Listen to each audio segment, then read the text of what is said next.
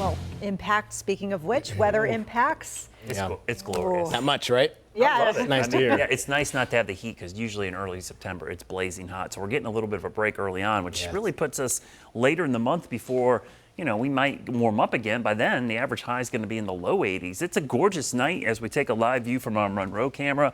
The cooler temperatures, that's the story. Not only today, but again tomorrow, again Thursday. There's going to be more clouds around. That will actually help keep the afternoon temperatures down even further. But rain chances, not a ton. We're talking late Friday into Saturday with some scattered showers. We're benefiting from the cold air damming. Now, typically, this scenario is something we talk a lot about during the fall, the winter, and the spring.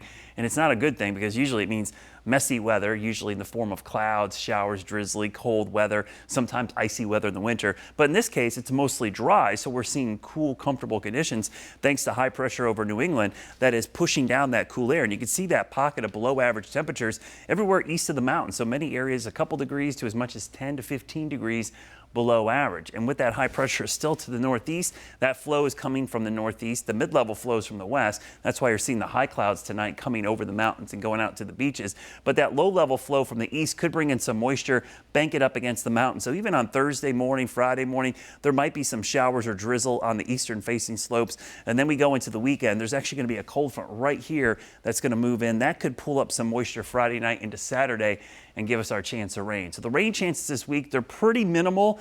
We'll call it isolated. I would mainly think drizzle or mist for Thursday or Friday, but early Saturday with that cold front, there's likely going to be some scattered showers before we dry back out. And just to show you what this could look like, you see the clouds on and off tomorrow. This would help keep temperatures down during the afternoon. You see some rain up against the mountains. That's the kind of drizzle or mist we're talking about.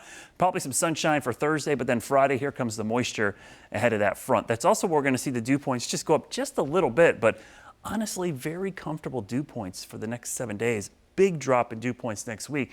As nice as it is now, next week actually looks even cooler and drier. All the moisture staying to our south because of that stalled front and little tropical waves kind of staying down there. For us, the 7-day rainfall forecast is pretty minimal, so there is not a lot of rain in the forecast over the next 7 days. It's just going to be comfortable. But because of the lack of rain, the wind, we're seeing the ragweed season really go strong right now. If you're a ragweed sufferer, it's really bad. Hay fever season full effect. High levels of ragweed the next couple of days into the start of the weekend until we get some rain. In the tropics, it's been oddly quiet for a while. It's still relatively quiet, even though there's 3 separate tropical waves.